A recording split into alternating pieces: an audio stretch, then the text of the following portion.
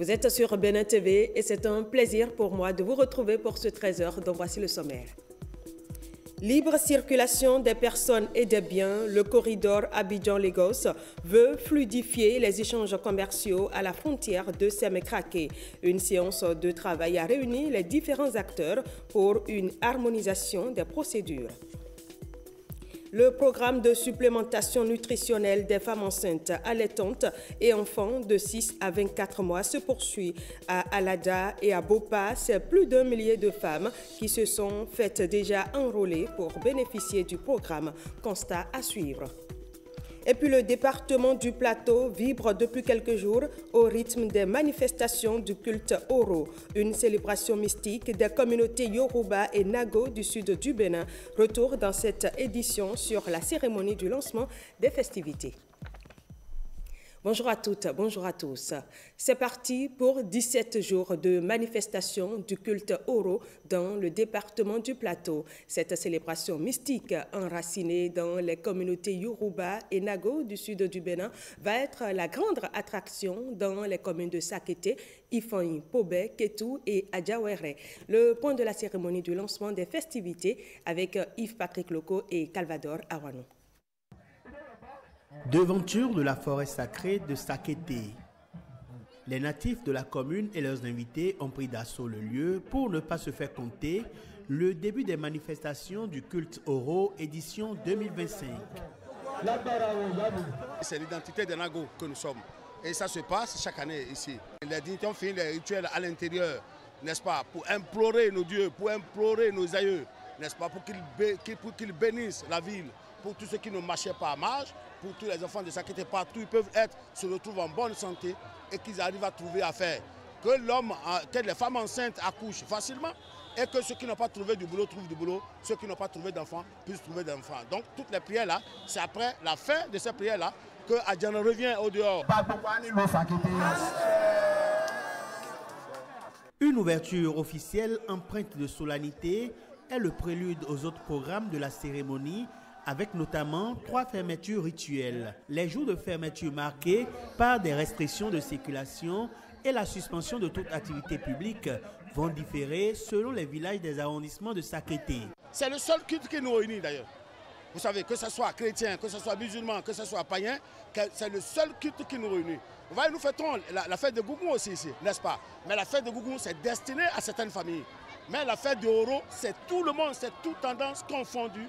Nous devons continuer quand même à réfléchir sur la manière de nous organiser pour en faire quand même un événement culturel et culturel très important et qui va vraiment continuer à drainer du monde.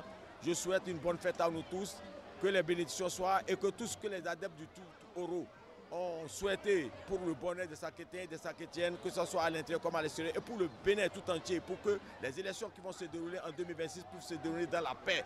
Les responsables de culte en ont beaucoup parlé et ils ont beaucoup prié pour le président Patrice Talon pour tout ce qu'il a fait pour le pays. À la manœuvre des rituels, l'association des adeptes du culte Oro de Sakété, dont le rôle est d'assurer entre autres le maintien de l'ordre public, la fluidité de la circulation, la protection des infrastructures publiques et culturelles ou encore la prévention des nuisances sonores et les actes violents.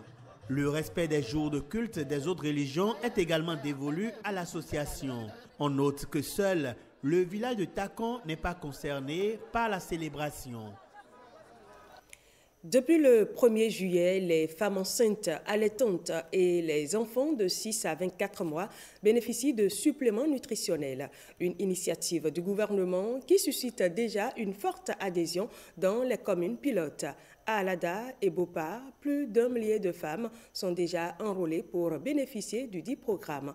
Constat de Igor Ayoso et de Amandine Anyamboso.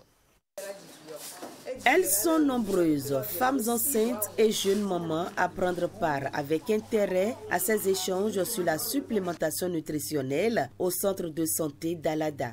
Une étape importante qui intervient avant l'administration des compléments nutritionnels. Cette mobilisation témoigne de l'adhésion des populations à ce programme du gouvernement. Moi, j'ai commencé par prendre ce complément alimentaire. Je me sens très bien. Je n'ai pas de difficulté. Bon, bien vrai, le goût me dérange un peu, mais c'est une obligation pour moi. Et je me sens très bien. L'enfant se porte très bien aussi. C'est une bonne chose. Je me porte bien, mon enfant aussi. Nous remercions les autorités. Plus de 1000 femmes sont déjà enrôlées dans les communes d'Alada et de Bopa. Une mobilisation rendue possible grâce aux actions de sensibilisation sur le terrain. Nous avons, pour le premier mois passé, près de 800 femmes enceintes ont reçu le supplément nutritionnel. Chez les enfants, tout autour de 500. Et les femmes ont adhéré quand même au projet parce que c'est un produit qui stimule l'appétit. Nous avons déjà enregistré près de 3000 personnes, toutes cibles confondues. Nous avons mis en place un système de contrôle des sachets. Donc les cibles qui viennent chercher les suppléments doivent ramener ces sachets vides au prochain rendez-vous. Ça nous permet de vérifier effectivement si les suppléments ont été consommés. Le projet de supplémentation nutritionnelle des 1000 premiers jours pour cette première phase couvre 5 communes, Alada, Bopa, Malanville, Sinandé et Gogounou. Une réponse forte pour endiguer durablement la malnutrition. Dans ma commune, c'est un problème qui se pose avec acuité. Et le gouvernement a bien fait ce diagnostic en voyant que Bopa a ce problème-là.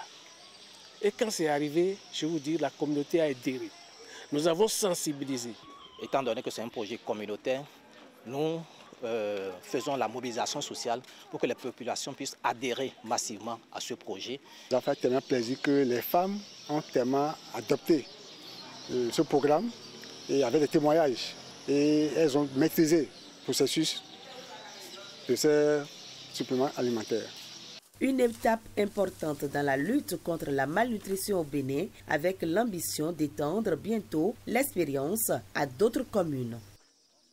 Au terme de cette visite de terrain, le directeur général de l'Agence nationale de l'alimentation et de la nutrition a insisté sur le bien fondé de ce programme du gouvernement. Pour lui, l'apport en suppléments nutritionnels est une opportunité unique pour prévenir durablement la malnutrition.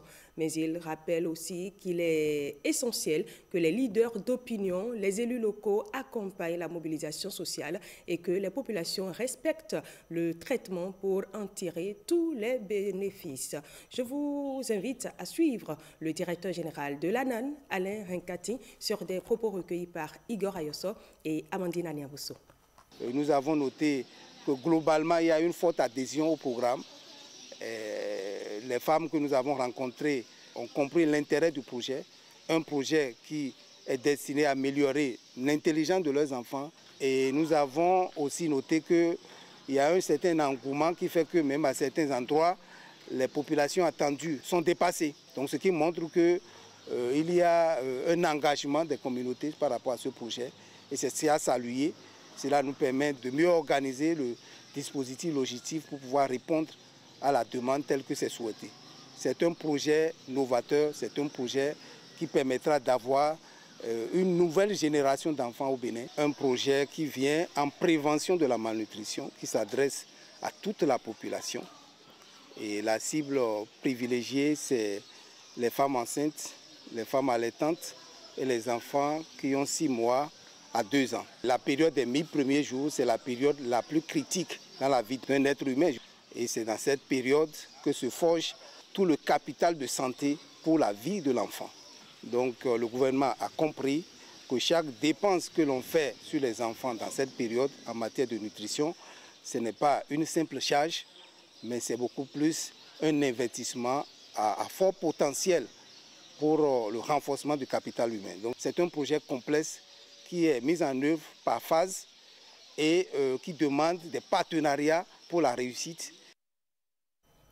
Je vous l'annonçais dans les titres, le corridor Abidjan-Lagos veut fluidifier les échanges commerciaux à la frontière de Semekrake. Une séance d'échange et de restitution s'est tenue avec les différents acteurs afin d'harmoniser les procédures et assurer un fonctionnement permanent du poste frontalier. Le point avec William Choki et Igor Ayoso. De longues files de camions chargés de marchandises immobilisés à la frontière de Semekrake. Une image qui traduit à la fois l'intensité des échanges commerciaux sur le corridor Abidjan-Lagos et le défi lié à la fluidité du trafic. Ce qu'on a constaté qui doit être amélioré, c'est le temps des opérations. Donc la coordination, la synchronisation entre les divers acteurs. Il y a les services de la douane, il y a les services de police, les services phytosanitaires, de forêt, eau et chasse, qui est de notre ministère, et autres. Donc tout ce monde doit synchroniser leurs opérations et étendre le temps de travail pour que le passage à nos frontières soit vraiment fluide. Pour y remédier, cette séance d'échange des différents acteurs impliqués dans la gestion du poste frontalier, harmoniser les procédures et instaurer un fonctionnement permanent du poste frontalier ouvert 24 sur 24, 7 jours sur 7. Le processus a été qu'il y a eu cette consultation. Aujourd'hui, nous venons donc pour la restitution de la consultation, suivie donc d'une feuille de route qui sera établie. Et donc, ça sera la mise en œuvre de cette feuille de route qui va permettre donc de pouvoir aller de façon progressive à cette ouverture 24 heures sur 24. Parce que pour que les services soient opérationnels, il faut également plusieurs actions qui ont besoin d'un certain délai de temps en termes d'actions à court, moyen ou long terme. Avec cette harmonisation, les postes frontaliers vont désormais répondre aux standards internationaux, une étape clé pour dynamiser le commerce sous-régional et renforcer le rôle stratégique du corridor Abidjan-Lagos. Dans le même esprit à Cotonou, ce sont les responsables de gestion des frontières ouest-africaines qui sont en atelier. Au menu des discussions, les mécanismes de gouvernance des frontières pour une libre circulation des personnes et des biens. Alain Sochouma et Mariano Ganko. L'avenir des frontières ouest-africaines est au centre d'une rencontre de haut niveau à Cotonou. C'est la deuxième réunion des chefs des commissions nationales de délimitation des frontières en Afrique de l'Ouest. Dans un contexte marqué par de nombreux enjeux auxquels nos pays sont confrontés dans les zones frontalières, qu'il s'agisse de sécurité, de développement, de mobilité ou de cohésion sociale, la gestion concertée de nos frontières n'est plus une option, mais une nécessité impérieuse. La tenue régulière de cette réunion constitue donc une étape clé pour nos structures nationales. Aujourd'hui alors, que de nouveaux défis se présentent et que les enjeux liés à la gouvernance des frontières demeurent cruciaux pour la paix, la sécurité et le développement en Afrique, la nécessité de poursuivre et de renforcer notre partenariat devient d'autant plus essentielle. Pour mieux lutter contre les crimes transfrontaliers, contrebande et trafic de tout genre, il est important d'instaurer une bonne gouvernance des frontières. Dans un contexte marqué par des défis multiples, notamment ceux relatifs à l'insécurité, la criminalité transfrontalière, la migration irrégulière, le trafic de drogue et d'armes, ainsi que la menace persistante du terrorisme, il est impératif de renforcer nos mécanismes de coordination, de mutualiser nos efforts et de promouvoir une approche inclusive impliquant les communautés locales. La mise en place d'un cadre légal, institutionnel et politique, dont l'architecture de mise en œuvre est visible sur le terrain auprès des communautés locales, fait du Bénin un pays pionnier dans la mise en œuvre du programme frontière de l'Union africaine. L'Allemagne est fière d'avoir appuyé ce programme depuis ses débuts en 2008 avec plus de 100 millions d'euros. Et je suis heureux de constater que plus de 40 pays africains ont déjà bénéficié de cet appui. À l'issue de cette rencontre de Cotonou, des recommandations seront soumises aux dirigeants des pays concernés pour des prises de décision efficaces et efficientes pour la bonne gestion des espaces frontaliers.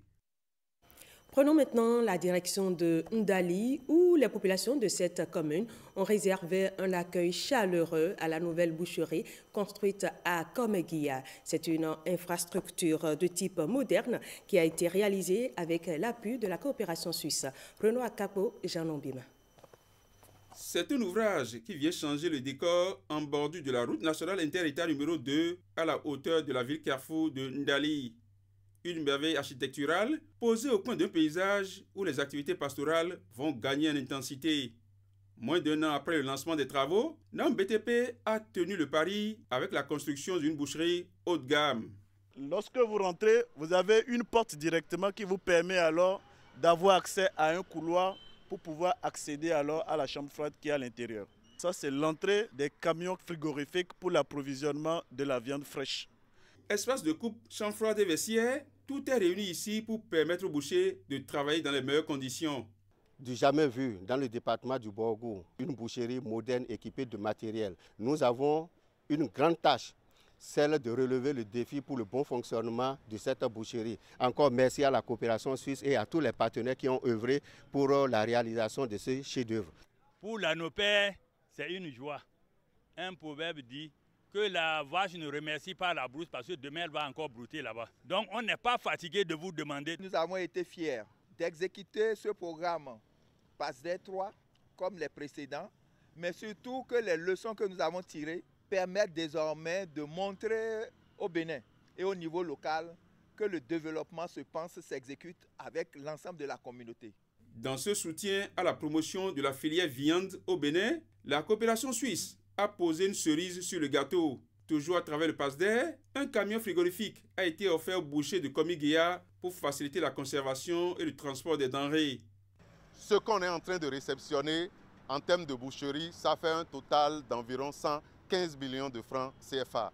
Et l'ouvrage et la camionnette frigorifique. Tête couronnée, autorités coutumières et religieuses, elles étaient toutes présentes à la cérémonie de réception du joyau. À tour de rôle, elles ont salué l'acte posé par la coopération suisse pour booster la filière bovine à Ndali et même au-delà des frontières de cette ville carrefour. De Ndali, venons à présent à Parakou, où 250 meilleures écolières des 4 départements du Nord Bénin et des collines participent du 17 au 23 août à la 4e édition de la colonie de vacances des filles.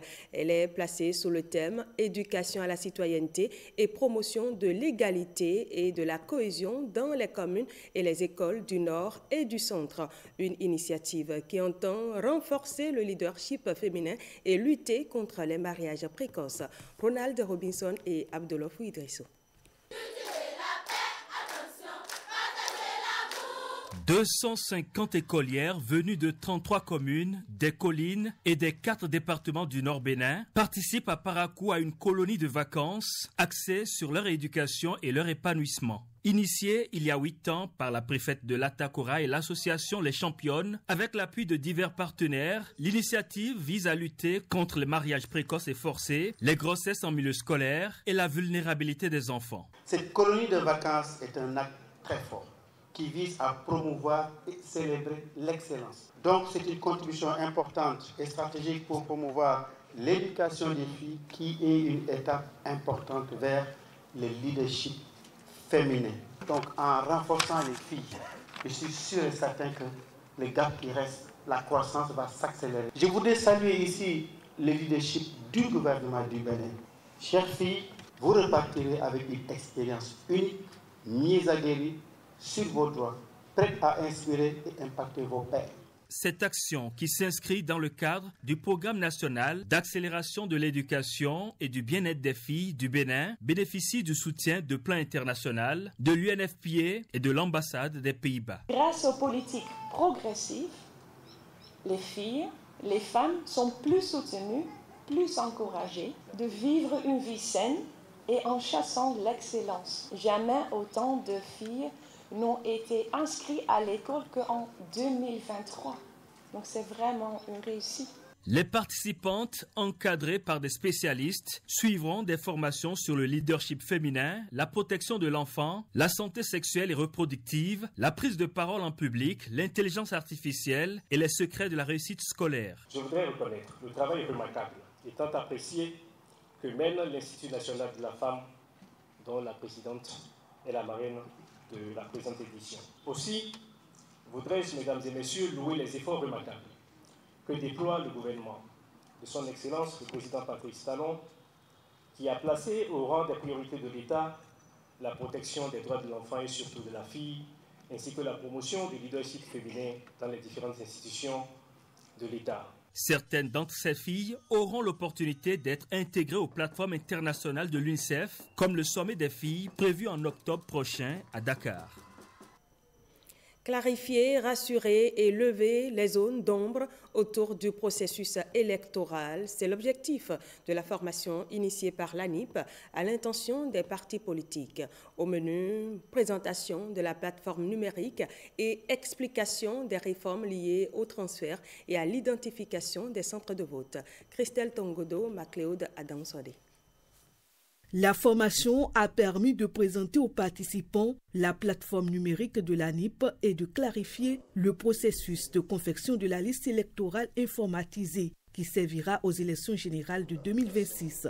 Tout citoyen béninois jouissant de ses droits civils et politiques et atteignant 18 ans au plus tard le 11 janvier 2026, y sera pris en compte. Vous obtenez un certificat de résidence ou vous effectuez une déclaration de résidence. Une déclaration de résidence, le système vous conservera toujours votre centre de vote. La déclaration de résidence est gratuite et se fait auprès du chef de quartier ou de village. Elle nécessite un document portant le NPI du déclarant et le NPI d'un témoin. Les partis politiques présents ont découvert les différents outils mis à disposition, guichet unique dans les mairies, application mobile anip.bj et plateforme en ligne. Autant de canaux qui offrent des garanties de transparence et permettent aux participants de repartir avec plus de confiance et d'assurance dans le processus. Cette formation nous a permis de savoir comment accéder à nos documents sur la plateforme, comment changer son bureau de vote sur la plateforme et comment également aider la population qui ne maîtrise pas exactement l'utilisation de cette application. Donc c'était une journée pleine de motivation. Le DG ANIP m'a promis, lors de nos activités, meetings, réunions, et s'ils sont avertis, qu'ils pourraient se déplacer pour venir opérer le transfert au niveau donc, de nos ateliers. Je crois que c'est important, nous saluons cette initiative et toutes les mesures seront quand même prises pour que personne ne soit laissé en rade. Une initiative qui rapproche l'ANIP des citoyens et renforce la confiance autour des élections à venir. Parakou Wangara est désormais le creuset dont disposent les habitants des deux quartiers qui entourent le grand marché de la ville de Parakou. Ils se sont réunis pour faire valoir cette dynamique en présence des forces vives de cette cité. Leur ambition est de faire de leur communauté un modèle de développement et de solidarité. Olviga Mansan et Nokongpati. À Parakou, les filles et fils des quartiers Yarakene et Yeboubéré s'unissent pour créer une nouvelle dynamique et écrire une histoire commune grâce à l'association Parakou Wangara. Le nom Parakou Wangara a été donné pour nous permettre de nous réunir, nous, fils et filles des deux quartiers d'origine qui en réalité se sont installés autour du marché Arzeke. L'objectif de notre creuset, c'est de s'unir et de parler d'une seule voix pour être plus fort dans la contrée de Parakou. Au-delà des échanges sur WhatsApp, ces jeunes affichent leur détermination à valoriser leur potentialité et à promouvoir le développement de leur communauté dans tous les domaines. On a constaté que la cohésion sociale était une identité, une tradition au sein de cette communauté et aujourd'hui, cette cohésion sociale est en train de s'effriter. Donc on aimerait que notre génération aussi bénéficie de cette cohésion sociale que les générations passées nous ont léguée. Sur le plan intellectuel, aujourd'hui, dans toutes les maisons, il y a des cadres. Il faut qu'une organisation fêtière s'occupe de l'émergence de ces cadres et de leur promotion. Il y a toutes les catégories d'artisans au sein de cette communauté, mais qui ont besoin d'une formation, d'un encadrement, d'un accompagnement. Et il n'y a aucune structure fêtière qui peut s'en occuper. Parakou Wangara symbolise désormais le renouveau d'une communauté soudée, déterminée à progresser ensemble pour développer la cité. Auparavant, il y avait eu Al-Kawali, il y avait eu Al-Heri, mais après, tout ça est parti. Je les ai exhortés à s'unir plus, à s'entendre et à éviter des guéguerres pour pouvoir faire profiter vraiment la ville de Parakou. Tous ceux qui sont là proviennent de beaucoup de partis politiques. Donc, comme c'est pour le développement de la ville de Parakou, de ne pas en tenir compte. Nous nous sommes réunis aujourd'hui d'abord pour nous connaître. Il y a des gens qui se sont retrouvés il y a 10, 20, 30, 40 ans aujourd'hui, mais qui se sont vus aujourd'hui, qui se disent « Ah, mais toi tu vis, ils vivent, ils sont pourtant dans Parakou ». La rencontre s'est achevée dans une ambiance chaleureuse, faite de partage et de fraternité. Carnet noir dans ce journal avec la disparition de Razak Omotoyosi, l'ancien attaquant des Écureuils. L'équipe nationale du Bénin, par la suite devenue les Guépards. Un décès confirmé par ses proches dans la journée d'hier. Retour sur les temps forts du taureau de Pobé avec Gloria Ouni.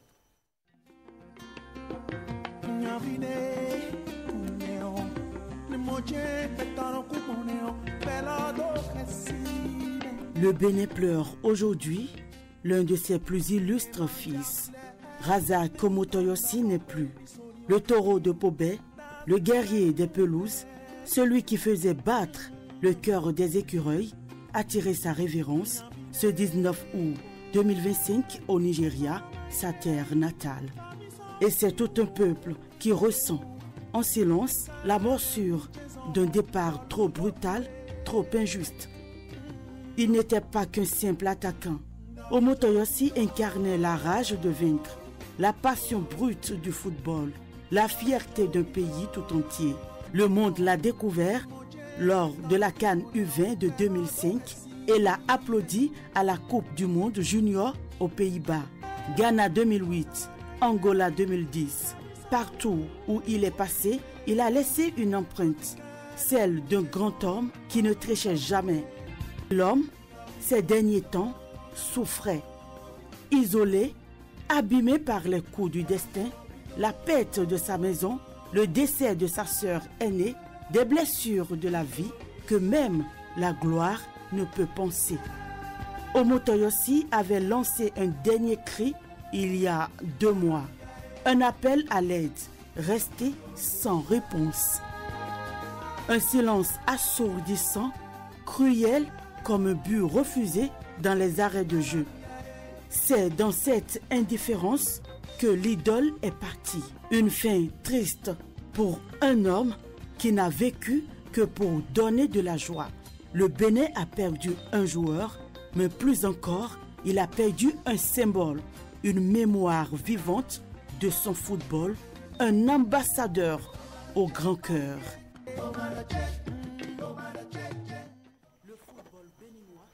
Donc à l'âme de Razak Omotoyosi. Et avant de prendre congé de vous, je vous propose à présent les marchés ouverts pour vous permettre de faire vos emplettes ce mercredi. C'est le planning des marchés.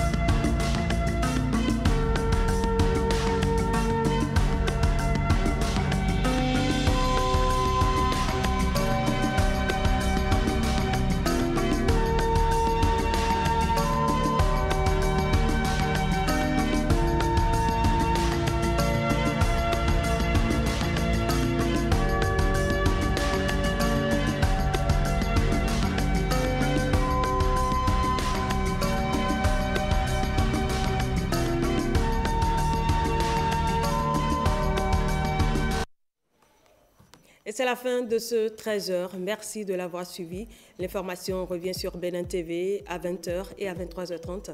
Quant à moi, je vous retrouve demain dès qu'il sonnera 13h. D'ici là, portez-vous bien.